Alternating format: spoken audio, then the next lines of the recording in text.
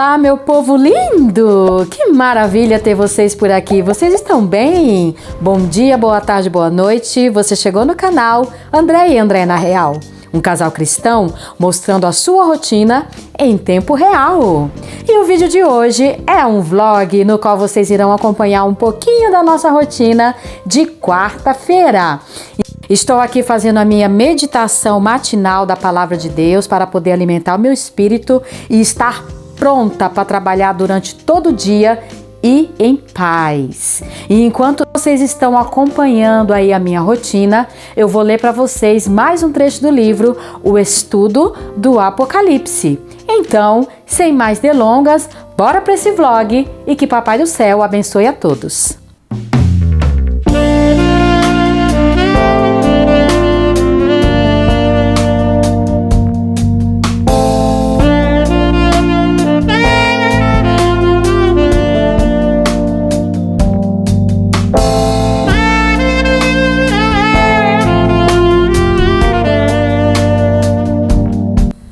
Bom, meus amores, vamos continuar estudando a respeito da revelação do Anticristo e vamos começar lendo o trecho na Bíblia, no livro de Ezequiel, capítulo 38, versículos 18 e 19, que diz assim: Naquele dia, quando vier Gog contra a terra de Israel, diz o Senhor Deus, a minha indignação será muito grande, pois no meu zelo, no brasume do meu furor, disse que naquele dia será fortemente sacudida a terra de Israel.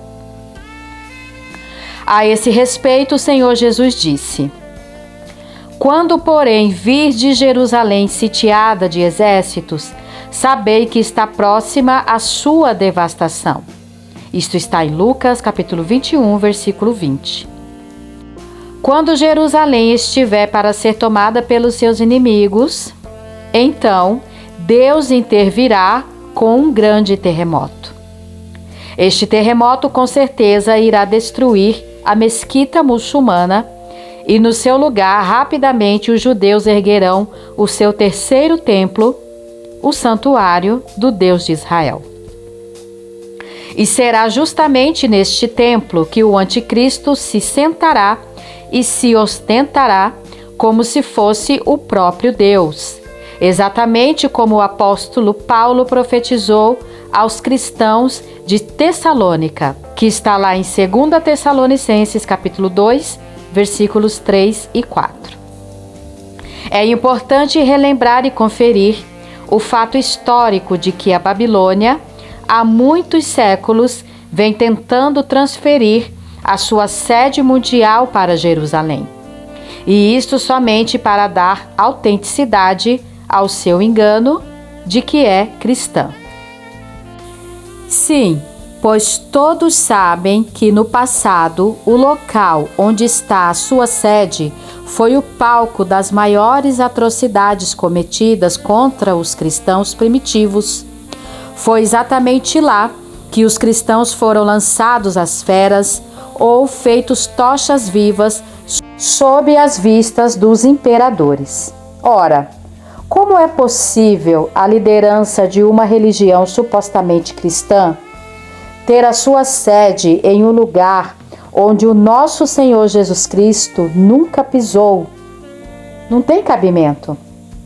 Por esta razão, a Babilônia tentou muitas vezes tomar posse de Jerusalém, a fim de dar embasamento ou credibilidade ao suposto cristianismo.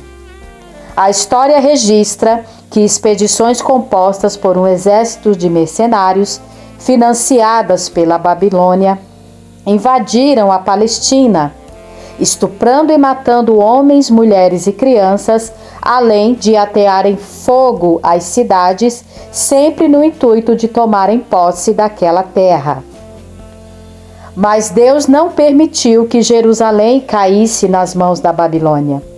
Então, ela novamente tentou, através da Primeira e da Segunda Guerra Mundial, acabar com os judeus. Foram mortos mais de 6 milhões deles, mas ainda assim, a Babilônia não conseguiu impedi-los de erguerem a sua pátria, pois o Deus de Abraão, de Isaque e de Jacó não permitiu. Em 1948 foi criado o Estado de Israel. Então, as ordens e as irmandades babilônicas mudaram de tática. Ao invés de tomarem posse das terras alheias através da guerra, partiram para a paz. E em nome da paz, têm conquistado mais do que pela guerra, porque através de acordos econômicos vão estabelecendo as suas conquistas. Mas o velho sonho nunca foi esquecido: estabelecer a sua sede mundial em Jerusalém. Esta obstinação se coaduna perfeitamente com as profecias bíblicas que dizem respeito ao anticristo sentado no santuário de Deus. Ora, não é o líder supremo da Babilônia uma figura humana que se diz infalível? O que mais lhe falta senão sentar-se no santuário de Deus, ou seja, no futuro templo de Deus de Israel, ostentando-se como se fosse o próprio Deus? Vamos entender agora o significado da expressão mistério da iniquidade e da palavra iníquo, que está em 2 Tessalonicenses, capítulo 2, do versículo 7 ao 10.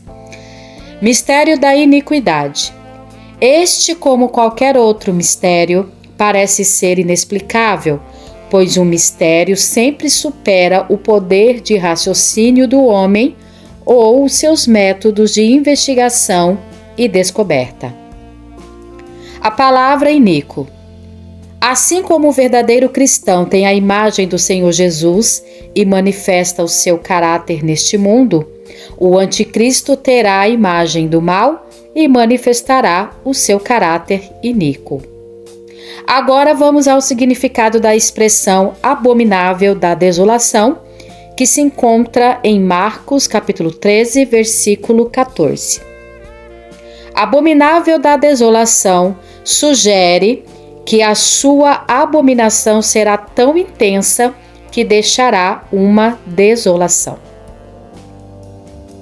A descrição da besta que emerge do mar aponta futuristicamente para um homem com poder mundial.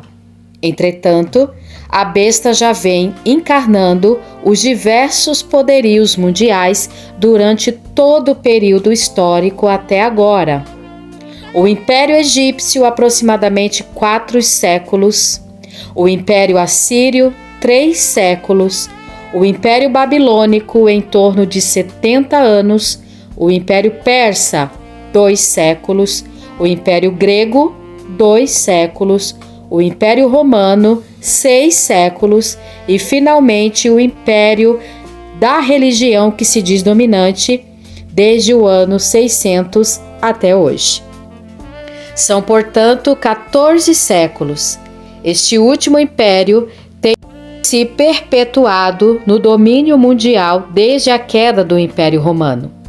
E aí está a razão pela qual muitos intérpretes têm acreditado que o anticristo será um futuro líder supremo da Babilônia, porque ele reúne todas as características da besta, inclusive pelos próprios dogmas da sua religião, que, diga-se de passagem, não tem nenhum fundamento bíblico. A partir do ano 310, por exemplo, a Babilônia instituiu dogmas, práticas, rituais e serviços religiosos frontalmente contrários à palavra de Deus, envolvendo os mortos e as crianças recém-nascidas. Personagens da igreja primitiva foram elevados à categoria de figuras mitológicas, sendo também objeto de culto. Mais tarde, outras figuras do cristianismo passaram por este mesmo processo de mitificação. Também uma cruel perseguição religiosa foi instituída, torturando e executando os cristãos fiéis à palavra de Deus. A participação na Santa Ceia foi substituída por outro ritual. Foram incluídos livros apócrifos na Bíblia e o dirigente supremo passou a ser considerado infalível, ou seja, como se fosse um deus. Aliás, esta é uma das características mais fortes da identificação do anticristo, ou da besta que emerge do mar.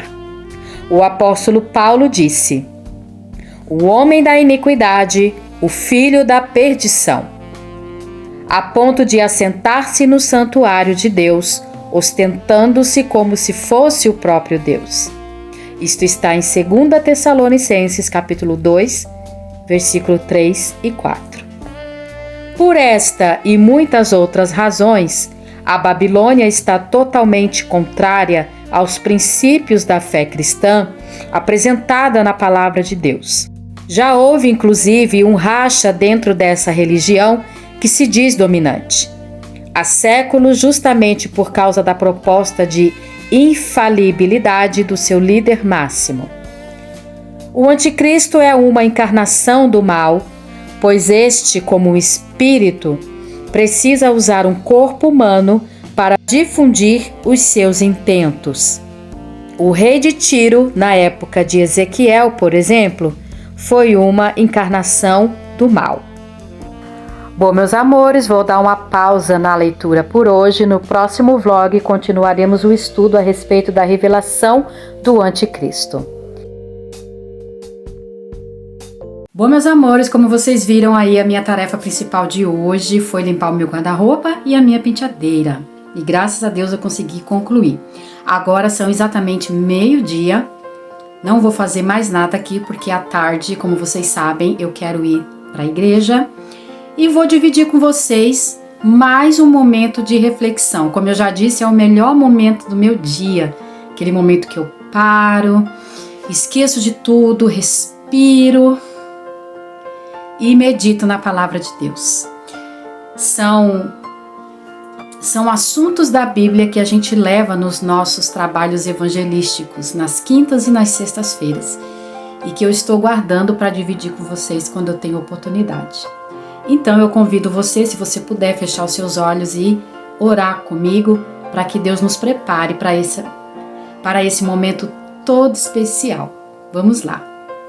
Senhor, nosso Deus e nosso Pai, que maravilha, meu Pai, poder deixar tudo de lado agora para tirar um momento a sós contigo, aqui no meu quarto, no meu lugar secreto, no meu quarto de guerra. E que bom, meu Deus, que tem mais pessoas comigo nesse momento, que tiraram um tempinho do seu dia para entrar na tua presença junto comigo e meditar na tua palavra. Então, meu Deus, eu peço que o Senhor se aposse da nossa mente, abra o nosso entendimento para que possamos entender o que o Senhor quer nos dizer. Qual o conselho que o Senhor tem para nós no dia de hoje? E que todo o atrapalho, meu Pai, enviado pelo mal para nos distrair ou para fazer com que nós não entendamos o que o Senhor quer nos dizer, eu peço ao Senhor que o Senhor repreenda agora nesse exato momento e que a tua palavra venha de encontro à nossa necessidade. E se estamos errando em algo, que nós venhamos ter sabedoria para nos consertar, para que nós possamos nos tornar pessoas melhores para o Senhor e para o meio em que vivemos. E o objetivo principal de tudo isso é que nós venhamos alcançar a salvação da nossa alma, através das nossas boas escolhas, das nossas boas atitudes. É isso que eu te peço e te agradeço em nome de Jesus. Amém. Então, vamos começar. Lá no livro de Lucas, na Bíblia, no capítulo 5, versículos 12 e 13, diz assim: E aconteceu que quando estava numa daquelas cidades, eis que um homem cheio de lepra, vendo a Jesus, prostrou-se sobre o rosto e rogou-lhe, dizendo: Senhor, se quiseres, bem podes limpar-me. E ele, estendendo a mão, tocou-lhe dizendo: quero ser limpo. E logo a lepra desapareceu dele. Então vamos entender o que essa passagem quer dizer. Um homem condenado à morte por sofrer com lepra se aproxima do Senhor Jesus e diz: se o Senhor quiser, o Senhor pode me purificar, ou seja, me curar. No mesmo instante, Jesus estendeu a mão e disse: quero, seja limpo, seja curado. Deus não tem prazer no sofrimento de ninguém, mas Ele só consegue se manifestar na vida daqueles que são sinceros e humildes e buscam nele a solução dos seus problemas. De repente, a sua lepra, ou o seu problema, ou o problema do seu familiar, seja com um casamento cheio de conflitos, ou problemas financeiros, ou enfermidades, ou depressão. Não importa o quão difícil seja o que você está passando. Creia. Não deixe as dúvidas tomarem conta do seu íntimo. Aquele homem foi até Jesus convicto que sairia dali curado. Se você demonstrar essa fé, independentemente dos seus erros, porque tem muita gente que se acha indigna de alcançar algo de Deus. Mas Deus está procurando em você fé. E se você depositar nele esta fé e buscá-lo, com certeza você vai sair desse sofrimento em que se encontra. Bom, meus amores, o aprendizado que a gente tira aqui no nosso momento de reflexão de hoje é o seguinte. Vocês sabem que naquela época, a pessoa, quando ela era acometida com a lepra, ela já se considerava condenada, né? Ela se afastava de todo mundo, da família, ia para um local isolado da cidade e ali ela ficava piorando cada vez mais, só esperando a morte chegar. Ela se achava indigna de estar no meio do povo e o próprio povo também a desprezavam, a condenavam. Só que esse homem, ele fez diferente. Ele não aceitou aquela doença.